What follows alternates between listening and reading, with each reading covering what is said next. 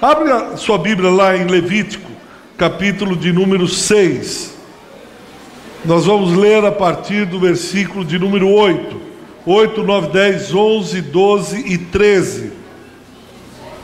Levítico, capítulo 6, versículos de 8 a 13.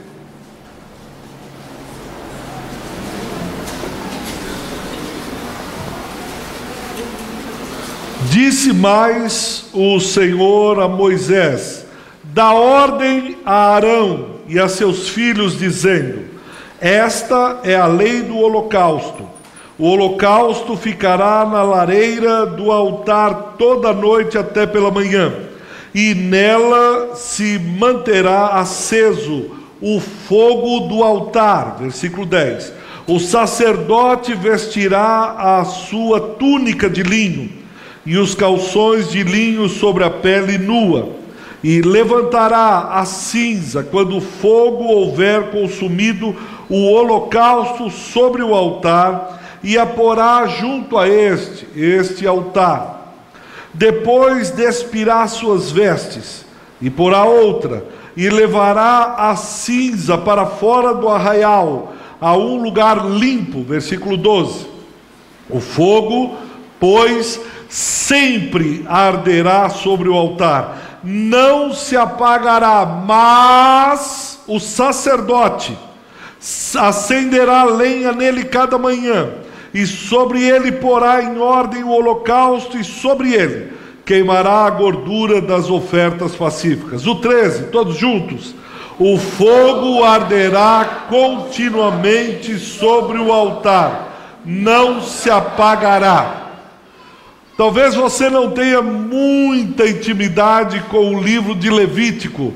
Você um dia se propôs a ler a Bíblia inteira, começou no Gênesis, e aquelas histórias de Abraão, aquelas histórias de Isaac, de Jacó, e depois a partir do versículo 37 sobre José, você se empolgou. Chegou no Êxodo, você começou a ler a história de Moisés, você diz: é isso. Vou ler a Bíblia. Eu pensei em um ano, mas não vai dar 6 meses. 6 meses, o pastor fica falando em um ano, ou quem sabe 4, até em 3 meses. E entrou na história da vida de Moisés. Aí você começou a chegar em Números, Levítico e Deuteronômio. Você disse: um ano acho que não vai dar, porque tanta coisa na minha vida. E aí você leu Levítico meia boca, foi lendo assim, mas dormia, um versículo, acordou, onde é que eu estou mesmo? Acho que eu já estou no versículo seguinte, e vai, não, já foi o capítulo. Mas Levítico é um manual de procedimento sacrificial ao sacerdote.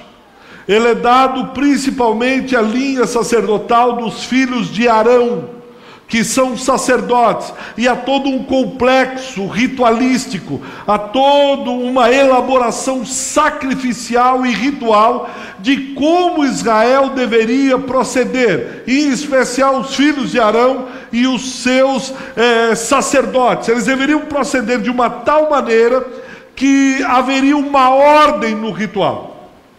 Vocês veem isso? São esses rituais. Nós lemos agora no capítulo 6 o ritual do holocausto, mas na verdade são 5 os tipos de sacrifício. O primeiro deles é a oferta queimada, ou também a gente pode entender como o holocausto. O segundo tipo de oferta, do capítulo 2, versículos de 1 a 16, que são as ofertas de manjares. 3. Oferta pacífica, 3, capítulo de 1 a 17. 4, oferta pelo pecado. E 5, a oferta pela culpa. Eram 5 os tipos principais de ofertas que o livro de Levítico vai nos instruir. Está errada só a última passagem. Deixa eu só pegar, você que está olhando aí, a última é do capítulo 5, versículo 14. Até o capítulo 6, versículo 7, que é a oferta pela culpa. Levítico 6 está falando da primeira oferta, a oferta chamada oferta do holocausto. Holocausto por quê? Vem de uma palavra hebraica chamada olar. Olar quer dizer fazer subir. Por isso que o holocausto, quando queimava, subia aroma, subia fragrância, subia. Por isso se diz, olha, quando nós estamos louvando ao Senhor, ou quando o sacerdote sacrificava, aquela fumaça subia como aroma agradável às narinas de Deus. Deus não está cheirando sacrifício. É uma maneira de dizer, uma maneira que nós chamamos antropomórfica, forma de homem, forma humana.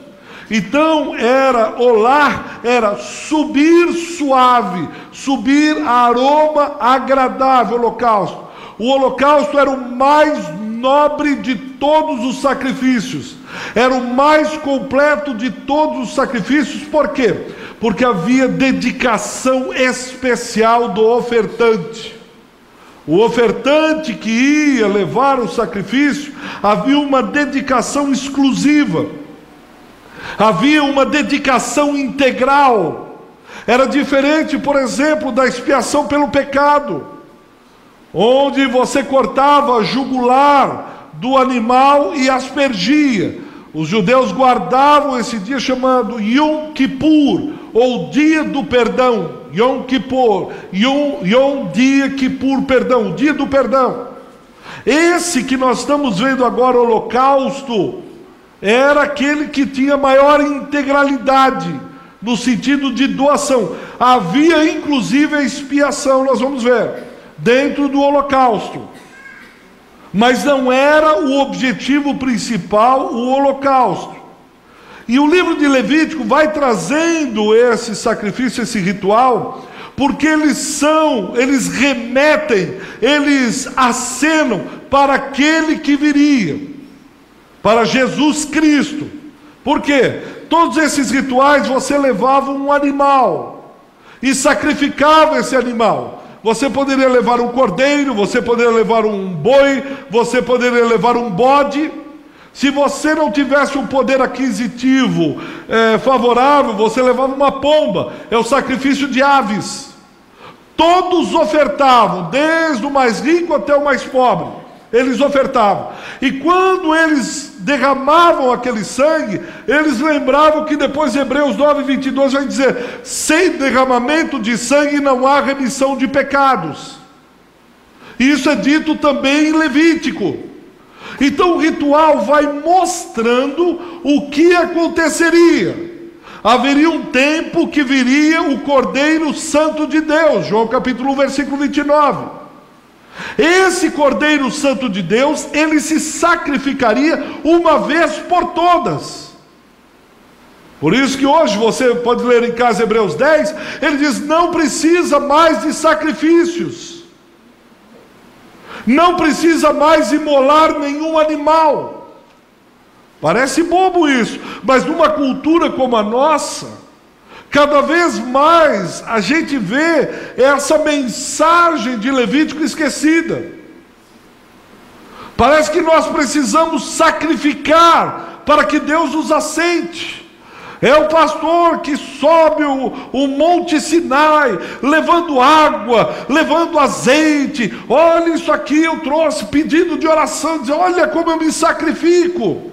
Eu não preciso mais de sacrifício, porque o sacrifício final foi feito. Qual foi o sacrifício final realizado? Na cruz.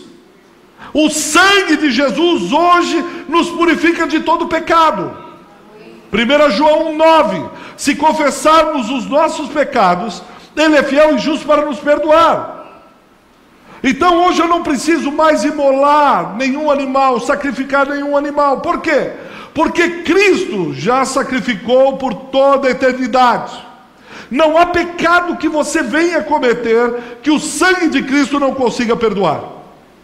Não há pecado tão horrendo que você pode fazer que Cristo não perdoe através do seu sacrifício na cruz. Então esses rituais aqui são sombras. Quer ver? Abra sua Bíblia aí em Colossenses capítulo 2, versículo 16 e 17. Mantenha a sua Bíblia aberta. Se você é crente, essa Bíblia que você manuseia todos os dias, essa Bíblia que você mexe, essa Bíblia que você ama, essa palavra, você não se desgruda dela. Alguém de voz boa, Colossenses 2, versículo 16 e 17, fique em pé e leia, por favor.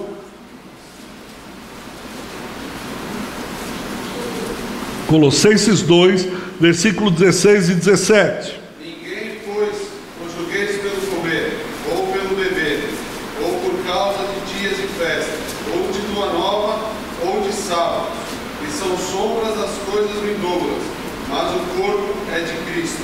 Sombras das coisas vindouras. O Antigo Testamento remete para a cruz de Cristo. Por isso que Cristo, a gente diz que é a chave hermenêutica. Cristo é que vai ser a chave para abrir todos os textos da Bíblia.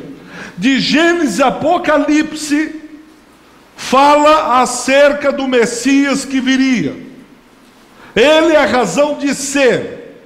Vai contar a história, a Bíblia é um grande livro que conta a história de como um Deus que amou o seu povo, amou a humanidade, projetou, preparou um plano, trazendo o seu filho para morrer em lugar dessa humanidade. É isso que a história vai contar, é isso que a Bíblia vai dizer. Por isso que Cristo é a chave para abrir todas as Sagradas Escrituras. E ele cumpriu o holocausto final. Cristo é o último holocausto. Vamos repetir isso? Cristo é o último holocausto. Só mais uma vez. Cristo é o último holocausto. Abre a sua palavra em Hebreus capítulo 10, versículo de número 12. E mais uma vez, uma pessoa que tenha um vozeirão bonito, como o do Bruno, pode ler Hebreus capítulo 10, versículo de número 12. Cristo, o último holocausto. Jesus, porém, tendo oferecido para sempre o único sacrifício pelos pecados, assentou-se à destra de Deus. Jesus ofereceu o último holocausto. Não há nada mais, absolutamente nada mais, que qualquer homem, qualquer santo, qualquer pastor, qualquer bispo possa fazer. Já foi realizado na cruz do Calvário. Já foi realizado. Não há como sacrificar mais. Não há como fazer cirandas, despacho. Não tem. O último holocausto já foi realizado.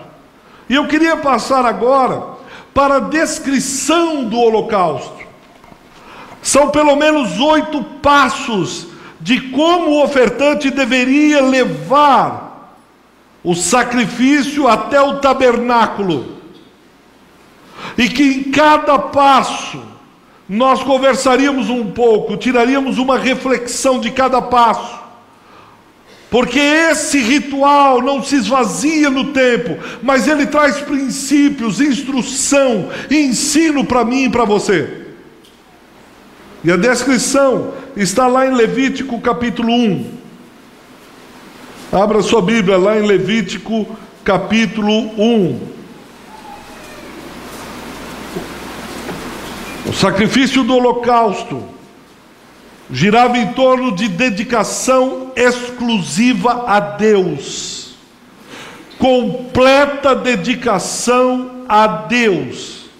Eu teria que pegar o melhor do que eu tivesse, o que de mais valor eu encontrasse, para que pudesse fazer a primeira apresentação. Está no versículo 3.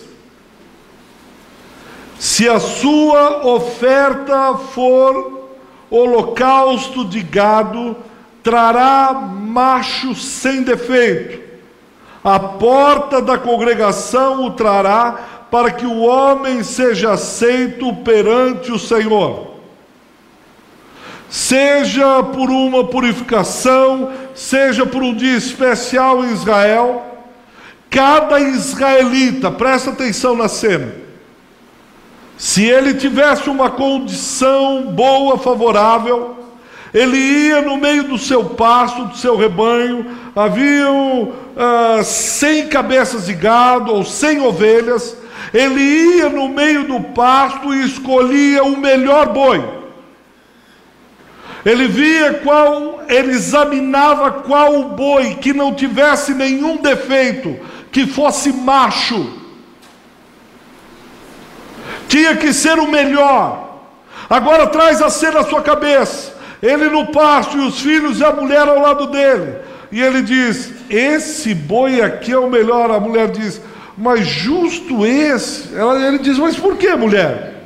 Esse é o melhor. Nós tiramos cada bezerro dele. Isso aqui vale muito dinheiro. O sêmen dele deve valer muito. E o homem olha e diz: mulher, é para o Senhor, é o melhor, é o de mais valor, não é qualquer coisa. Ele ia no pasto, imagine a tentação de olhar um boi manco, e que você diz: ih, esse aí, nem gostar de vaca ele gosta. Quer dizer, isso aí só serve para churrasco. Mulher, o vizinho diz: vai esse é manco. Vamos dar qualquer coisa. Deus é amor, Deus é bondade. Deus não olha para a gente com ira. Deus é o nosso chapa. Deus é o cara. Vamos dar qualquer coisa. E diz: não, qualquer coisa não, qualquer coisa eu não aceito. Para mim, eu quero um macho sem defeito, sem mácula.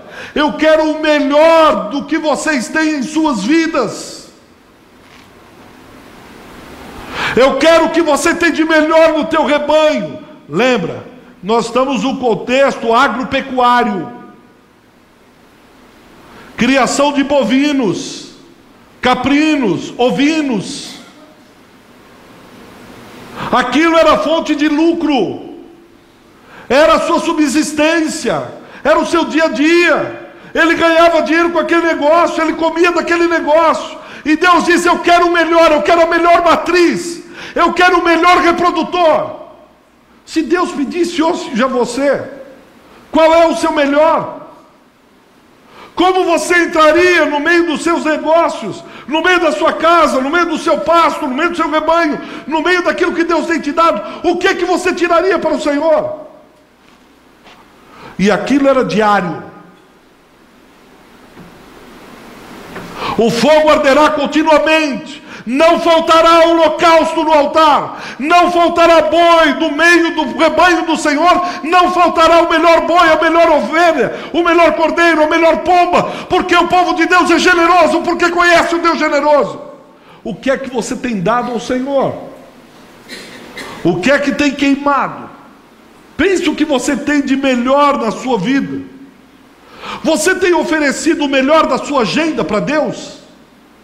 O melhor da sua agenda é separado para o tempo com Deus?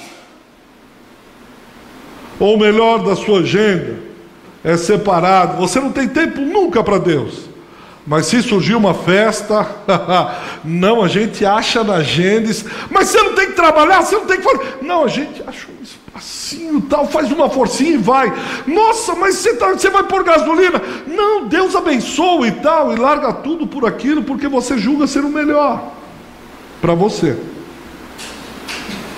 Mas quando a gente pensa no holocausto, e ele diz: separe o melhor. É o melhor do seu casamento, é o melhor dos seus dias, é o melhor da sua vida. Pensa aí com você, não precisa responder. O que é que de mais importante você tem na vida? O que é que de mais valor você tem na vida? Eu vou sugerir para você. O que você tem de mais valor é a sua vida.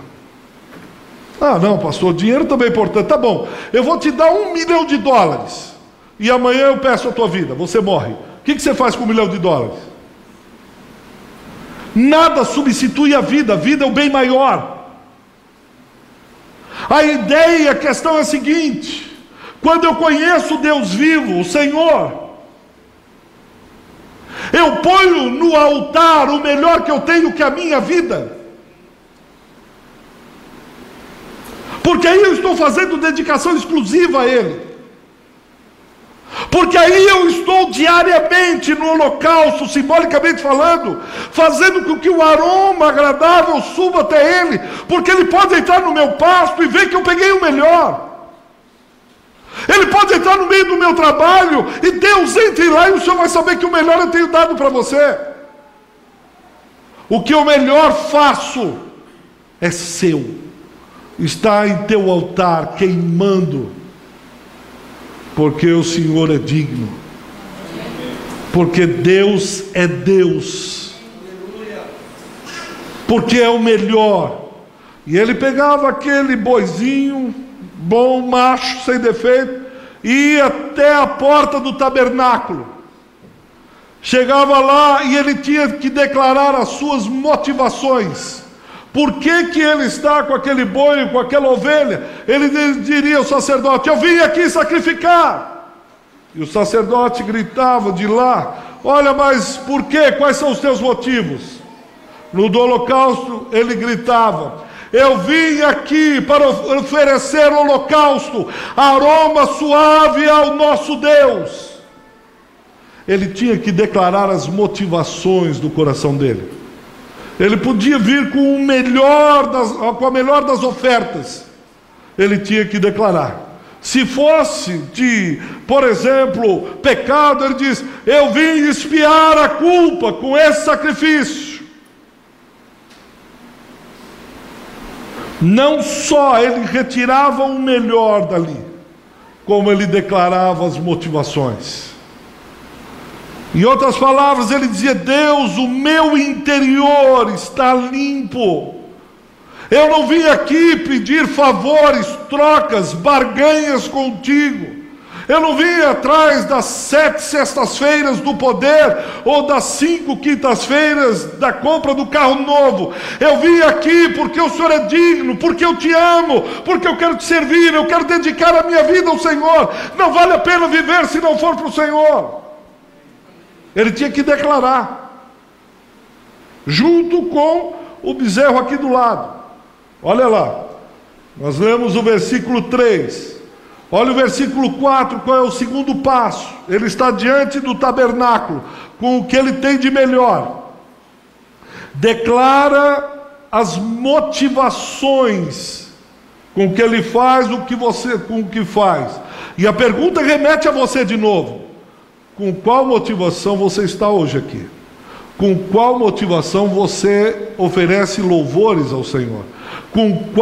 Quais são as reais motivações que fazem você levantar todos os dias e pedir a bênção de Deus? Isso tem que estar claro para o Senhor. Ah, mas ele não vê, ele não sabe. O olho que tudo vê sabe. O olho que percorre toda a terra sabe. Mas o ofertante expõe o seu coração perante ele. Adão e Eva, quando pecaram, ao invés de exporem o seu coração, a sua alma, o que é que eles fazem? Se escondem. Por quê? Tive medo. Não queria que o Senhor visse o meu coração, porque eu desobedeci. Mas aqui, no sacrifício do holocausto, ele tem que pôr as principais razões, as principais motivações. Versículo de número 4. E porá a mão sobre a cabeça do holocausto. Veja Deuteronômio 34, versículo 9. O israelita sabia bem o que significava isso. Alguém que tem uma voz boa, se levante e leia Deuteronômio 34, versículo 9. Você que ama as Escrituras, está com ela aí, acompanhe, não deixe de abrir sua Bíblia. Deuteronômio 34, versículo 9. Josué, filho de Nun, estava cheio do espírito de sabedoria, porquanto Moisés impôs sobre ele as mãos. Assim, os filhos de Israel lhe deram ouvidos e fizeram como o Senhor ordenara a Moisés.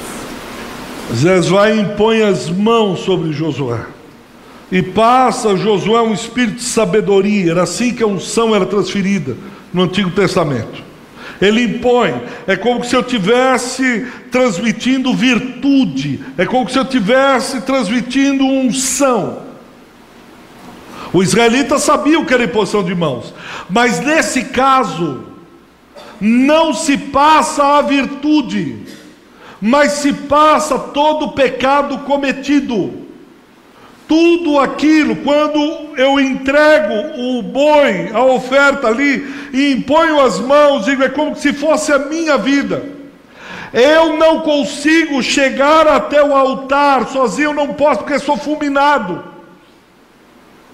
Eu serei destruído, porque sou pecador.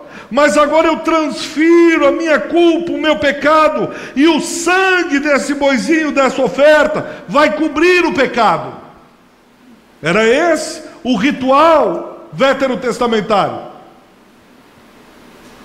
Quando eu imponho a mão na cabeça da oferta, eu e a oferta somos um. Oferta e ofertante passam a ser um.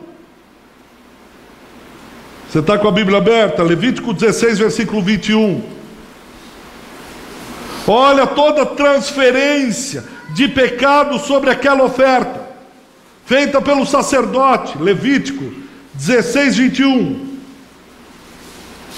Ele impunha as mãos e transferia àquele animal todo o pecado. Alguém com voz boa, veja aí Levítico 16, versículo 21. E pondo as mãos sobre a cabeça do bode vivo, confessará sobre ele todas as iniquidades dos filhos de Israel, e todas as suas transgressões, sim, todos os seus pecados, e os porá sobre a cabeça do bode, e enviá-lo-á para o deserto, pela mão de um homem designado para isso. Eu imponho as mãos e todo o pecado do povo é transferido para aquele. Ele leva sobre si as nossas iniquidades. Lembra alguma coisa? Ele levou sobre si, aquele sacrifício levou sobre si as nossas iniquidades. Os nossos pecados é uma coisa tão séria que custou a vida do Filho de Deus. Nem eu nem você somos capazes de ter dimensão do que é isso. Se o Espírito não nos ajudar, nós não temos dimensão de como somos pecadores, de que tamanho é esse pecado que custou a vida do próprio santo. Se nós tivéssemos dimensão disso, nós jamais pecaríamos novamente. Se nós tivéssemos dimensão de como a nossa alma, nossa rebeldia cairia por terra. E o ritual do holocausto nos lembra disso. Olha, você não pode entrar no Santo dos Santos. Como não? Não pode, porque senão você vai morrer, aquele lugar é santo. Você não pode ter acesso a Deus. Você precisa de um intermediário, um sacrifício intermediário. Para toda a vida, eternamente não. Chegará o dia que virá o Cordeiro Santo de Deus. E o que acontecerá? Ele morrerá naquela cruz. E ele abrirá um novo e vivo caminho. E eu posso entrar no Santo dos Santos por causa de Cristo. O sangue dele me fez apto, competência para entrar lá. Porque eu jamais poderia entrar. Eu e você jamais poderíamos entrar. Nós poderíamos passar a vida inteira fazendo bem. Nós poderíamos dar todos os nossos tesouros aos pobres. Nós poderíamos cuidar de leprosos a vida inteira. Ainda assim, a justiça de Deus diria: você não pode entrar no meu céu, porque você é pecador. Romanos 6:23. Todos pecaram e carecem da glória de Deus. Quando o Cordeiro Santo morre naquela cruz, ele abre um novo e vivo caminho. Se o Espírito não te ajudar com isso, você não vai entender. Na tua cabeça você vai falar: não, mas sou um cara bacana. Não, sou um cara bonzinho, eu não vou desagradar meu pai e minha mãe. Não, eu só tenho um cara bacana, um bom pai. Se o Espírito Santo não te der convicção de pecado, se você não entender essa parte aqui, você não entenderá. Eu e você éramos inimigos de Deus. contrários ao Evangelho. E aí hoje Cristo disse: você pode entrar lá. Eu paguei o preço por você. Quanto custa isso? Como é que você pode pagar a Cristo? Como é que você pode viver a vida sem pensar nisso? Mas fique tranquilo, porque se você quiser dar de ombros hoje, vou passar por outro, você vai ter a eternidade no inferno para pensar. Eu vou repetir isso. Nunca falei isso aqui, mas hoje eu vou dizer. Se você está dando de ombros hoje a essa verdade, fique tranquilo. Você vai ter uma eternidade inteira no inferno para pensar sobre isso. E você vai ter que resolver isso aí no seu coração. Você vai ter que pensar hoje, ou jogar isso para a eternidade. Você vai ter muito tempo para pensar. Você vai estar com muita gente conhecida lá. Você não vai estar sozinho. Muita gente que você amou e gostou, talvez esteja por lá com você. Mas aqueles que olham para o Cordeiro e se humilham perante a cruz, aqueles que dobram os seus joelhos arrependidos e dizem: salva-me, Senhor, porque não posso entrar no Santo dos Santos. A sua mão será estendida e você estará a eternidade toda com Ele, e nós estaremos com Ele, dizendo: obrigado por teu sacrifício, obrigado porque um dia o Senhor me fez entender o que era aquela cruz, o Senhor me fez compreender a mensagem da cruz. Mas o ritual continua. Depois o próximo, terceiro, imporá as mãos, imolará um novilho. 3, ele está aqui, ele diz as suas reais motivações: impõe as mãos. Ele saca de uma adaga, de uma faca, e ele corta a jugular do boi ou da ovelha, do sacrifício que ele trouxe. Imediatamente os assistentes dos sacerdotes estão com uma cuia, estão com uma tigela, porque estão pegando do sangue que está sendo derramado daquele animal. E os sacerdotes saem e começam a preparar o altar, jogar, lambuzar o sangue, aspergir sangue sobre todo o altar. O que é que eles estão fazendo? Ninguém pode chegar ao altar em pecado. Ninguém pode se aproximar do Santo dos Santos se não houver o sangue para expiar o pecado. Olha lá no versículo de número 5: imolará o novilho perante o Senhor. Os filhos de Arão, os sacerdotes, apresentarão o sangue e o espargirão ao redor sobre o altar que está diante da porta da tenda da congregação. Eu só posso entrar lá por causa do sangue do Cordeiro. Essa verdade deve nos colocar de joelho.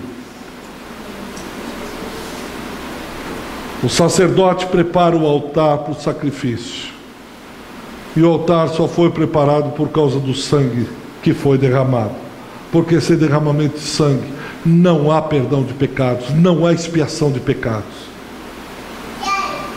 Até aqui o judeu está olhando e dizendo: tá bom, eu vou fazer isso.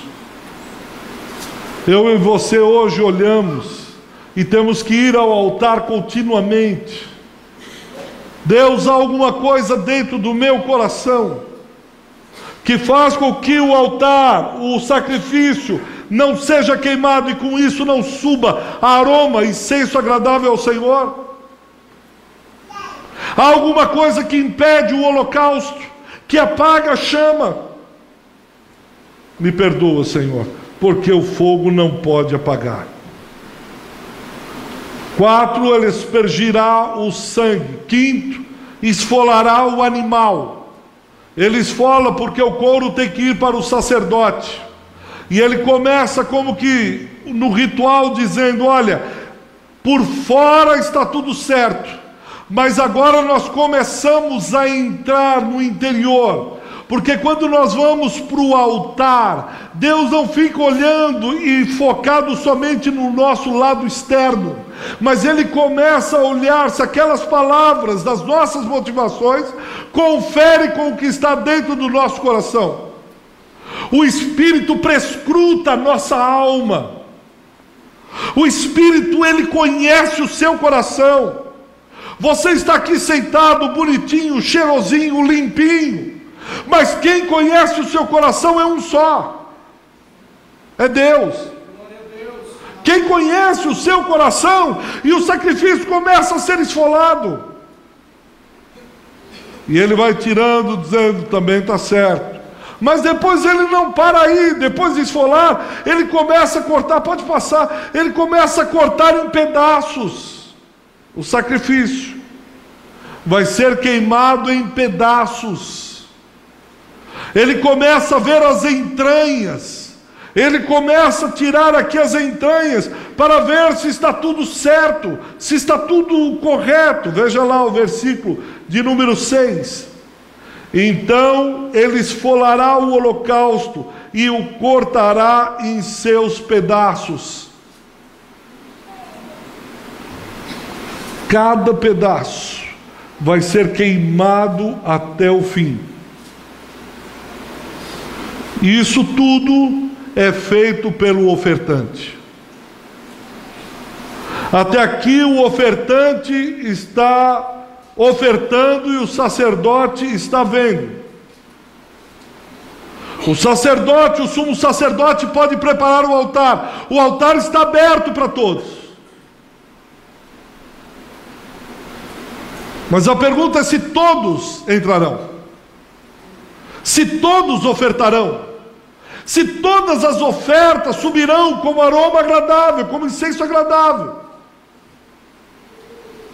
E aí Ele começa a queimar os pedaços. Vão queimando, vai queimando, vai queimando, vai queimando, vai queimando, até chegar às cinzas. Queimará o holocausto. Veja o versículo 7. Os filhos de Arão, o sacerdote, porão fogo sobre o altar e porão em ordem lenha sobre lenha. Também os filhos de Arão, os sacerdotes, colocarão na ordem os pedaços, a saber a cabeça, e etc, etc, etc, e vai até queimar tudo. E Olá sobe, como aroma suave às narinas do Senhor. Isso é tão sério, que a lei de Êxodo 35, versículo 3, diz que não se acenderá fogo no sábado, sábado de descanso. Mas no tabernáculo o fogo continua aceso. Não se apaga de jeito nenhum. Isso significa que eu e você ofertamos diariamente ao Senhor sacrifício vivo. Eu e você estamos diante do altar diariamente. Eu e você estamos sendo observados diariamente. Eu e você estamos queimando o melhor de nós diariamente. Isso pode lhe causar um profundo temor ou um bom bocejo. Mas você terá que reagir diante disso. Caso contrário, o holocausto apagará. E tudo isso, como eu venho dizendo, é para um determinado fim. Qual é o fim? Cristo, repita, Cristo. Qual é o fim de toda essa descrição? Cristo. Sabe qual é o problema? É que nós muitas vezes fazemos do meio o fim. Vou repetir. O problema do ritual é que ele apontava para Jesus, porque Ele é fim último. Presta atenção nisso para ver se você entende.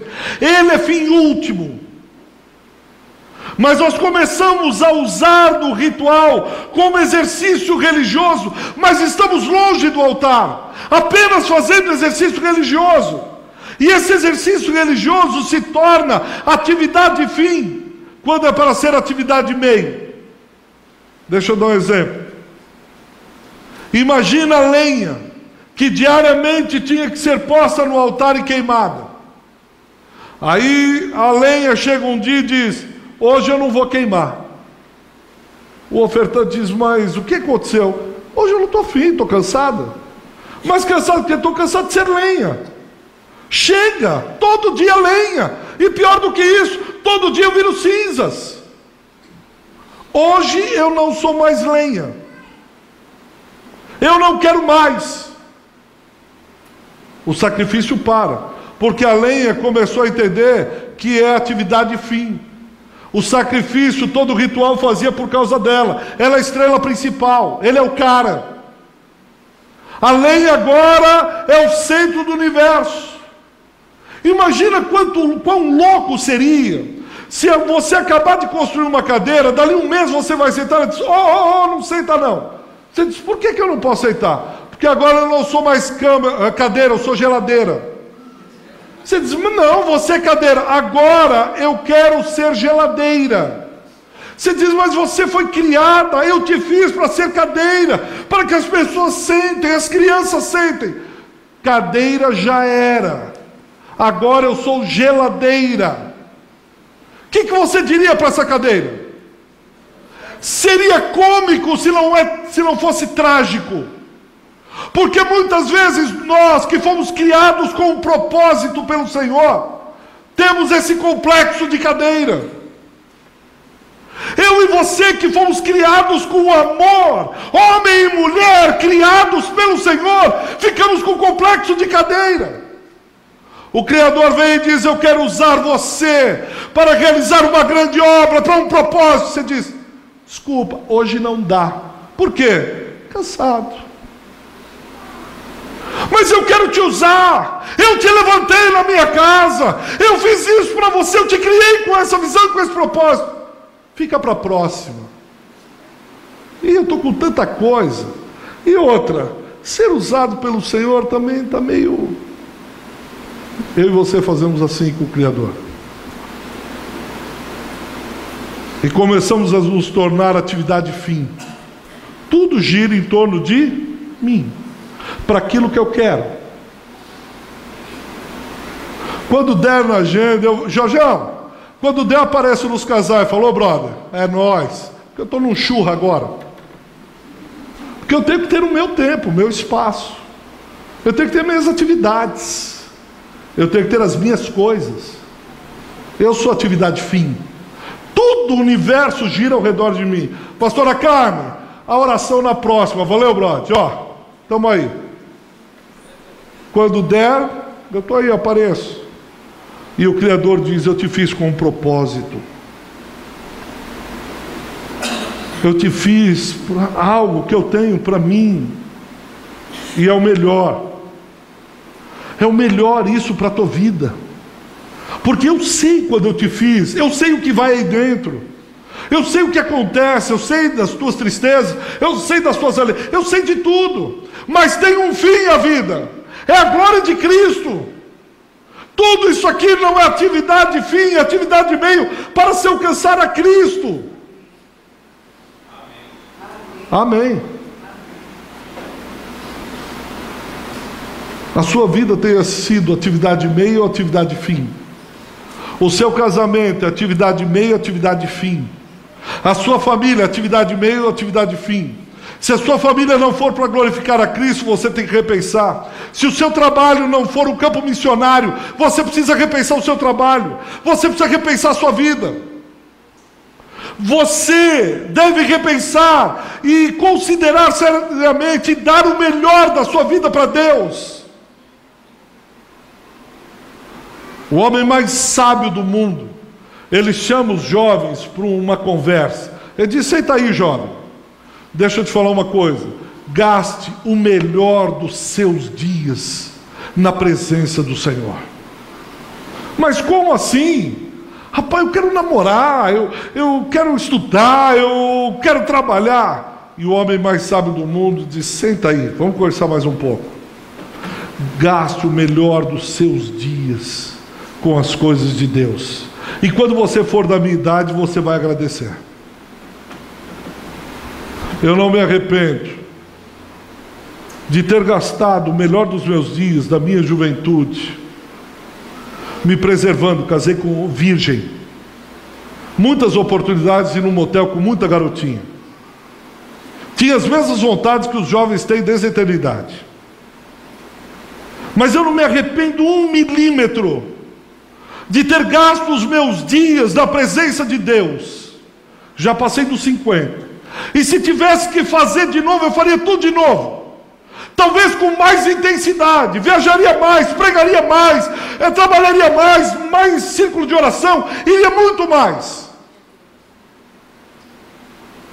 Porque pela graça de Deus, Ele me deu graça para ir no pasto e pegar o melhor que eu tinha. Na época, o que eu mais tinha não era dinheiro, era a minha própria vida. E eu queimei no altar, o melhor da minha vida no altar do Senhor. E eu digo a você, jovem, não se arrependa. Daqui uns anos você conversa comigo se não foi a melhor coisa que você fez na vida. Porque quando você foge do propósito, você vai ter que jogar esse negócio em algum lugar. Alguns vão jogar no trabalho, aí eles vão ganhar dinheiro, vão ficar ricos e tentar, mas há um vazio lá dentro. Outros vão em relacionamentos, outros vão em carros, outros vão em festas, outros vão em ficar dormindo em casa. Ele vai ter que jogar, porque o Criador encaixou ele para ele estar no altar com um propósito, e ele fica jogando para outros lados. Aí ele vai para a Olimpíada, gasta dinheiro na Olimpíada, só que aí ele volta para a casa do Senhor. Os servos do Senhor estão pensando no altar. Aí ele diz: eu fui na Olimpíada. Todo mundo olha e diz: a gente estava aqui, fizemos uma vigília, saímos para o evangelismo. Então eu fiz uma viagem e tal. Aí ele chega aqui, os jovens dizem: então, nós estávamos aqui e tal. Aí ele faz uma viagem espetacular para a Europa, gastou não sei quanto. Chega aqui, a comunidade chega e diz: legal, que bom que você foi, mas a gente estava aqui, Deus falou, a gente estava orando. Sabe o que ele vai fazer? Ele vai procurar gente com os mesmos desejos. Aí quando você vê, diz: cadê aquele casal? Cadê aquele jovem? Porque abismo chama abismo, diz as Escrituras. Agora, quando o teu coração está no altar, você vai atrair gente que ama e que está no altar. Você vai encontrar, tropicá-los dia após dia. Você vai falar com eles, e aquilo vai encher o teu coração, e vai ser como jogar gasolina na fogueira. Porque eu vou terminar. Se não tiver no que Deus tem para a sua vida, você vai desvalorizar cada vez mais, além de não ter alegria.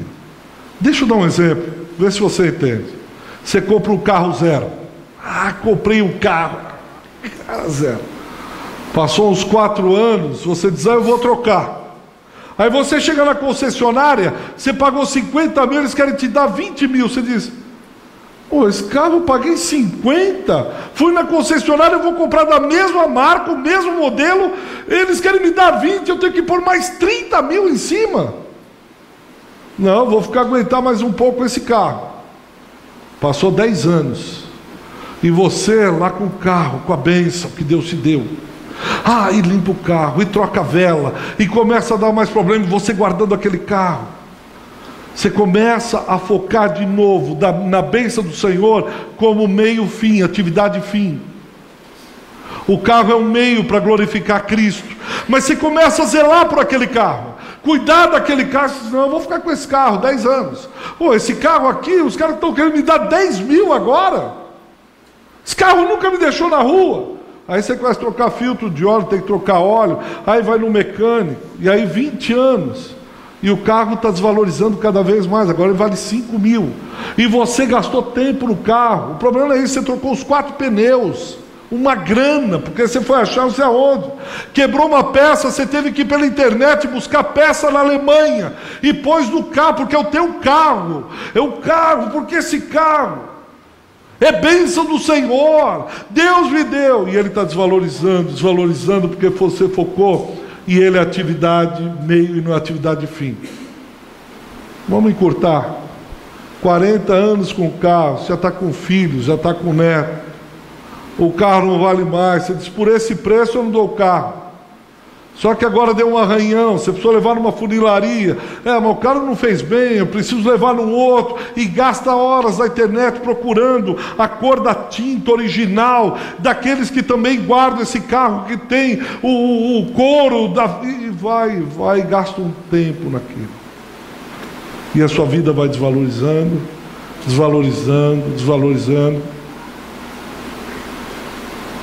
E aí fica aquele carro lá ocupando espaço, aí você paga R$200 no estacionamento para parar, sai de vez em quando, e aí você morre, chega o seu neto e diz, o carro do vovô está aí ainda? Ele ainda tem aquele carro? Mãe, o que vai fazer com o carro do vovô? Ele tem 40 anos, não dá nem para sair. Vê se alguém compra. E se não comprar, põe em algum lugar, esquece na rua. Faz que você não conhece, tira a chapa. Risca o chassi, faz qualquer coisa, manda esse negócio embora.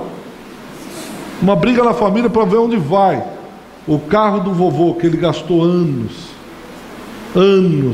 e anos.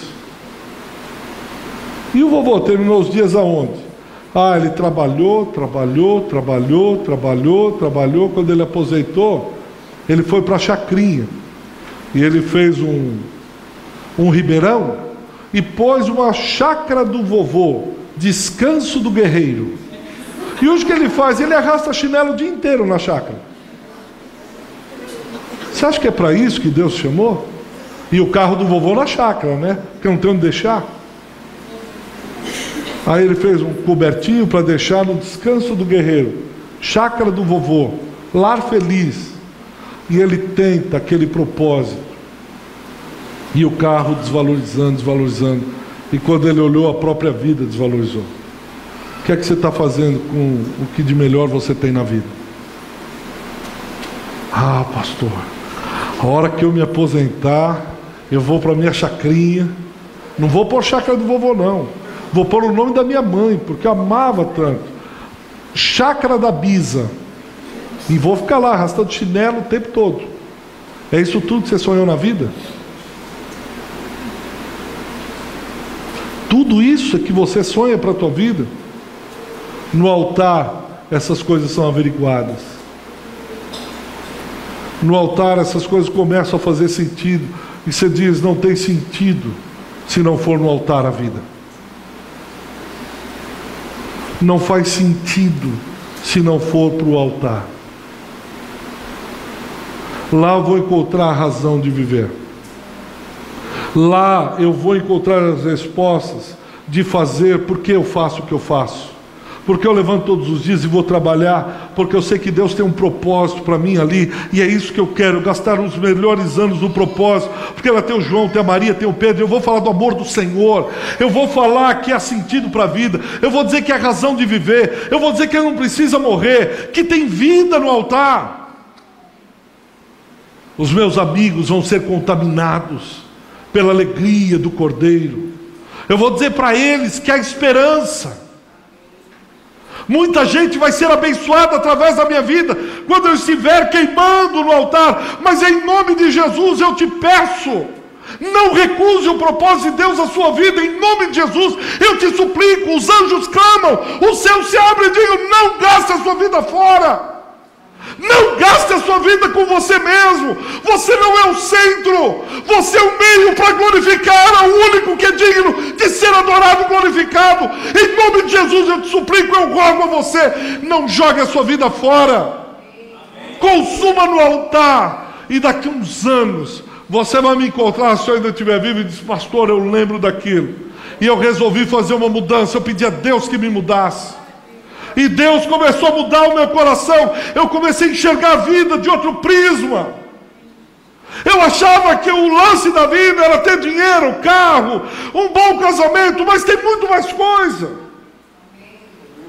Simplesmente porque o Criador te fez assim. Por isso você está com esse vazio no teu coração, você não se encontra. Raramente eu abro o Facebook de algumas pessoas, que tentativa eles têm de dizer, eu estou alegre, olha, eu estou feliz, Olha, eu fico lá em uma angústia, o Espírito me aperta o coração e diz: ele está angustiado. Essa mulher está falando do casamento dela, ela está angustiada, ela está lutando, dizendo: tem que dar certo, tem que dar certo, tem que dar certo, tem que dar certo. O Espírito diz: ora, pede por ela, porque ela está angustiada. Mas ela vai para o Face e mostra como se fosse a pessoa mais feliz do mundo. O Espírito diz: eu conheço lá o coração, eu conheço lá a caverna que ninguém vê. Eu chego quando é luz, a escuridão, e vejo. Esse homem está morrendo. Mas no Twitter ele é tão feliz, no Face é maravilhoso, ilha de caras. Mas por dentro está igual o carro velho, sendo desvalorizado, desvalorizado, desvalorizado, desvalorizado. Até um dia que você, moribundo, vai embora e vão dizer aqui: um grande homem. Oh, esse homem é trabalhador, sério, honesto. Que mais? Sério, trabalhador, honesto. Que mais? Sério, trabalhador, honesto. Em terra. Hoje você pode mudar as coisas, com a graça de Deus. Mas você tem que ir para o altar e dizer: Senhor, faça a minha vida ter sentido. Faça no altar a minha vida ter uma direção norte. Eu sei para onde eu estou indo. Eu estou indo em direção ao meu Redentor. Eu estou indo em direção a Ele.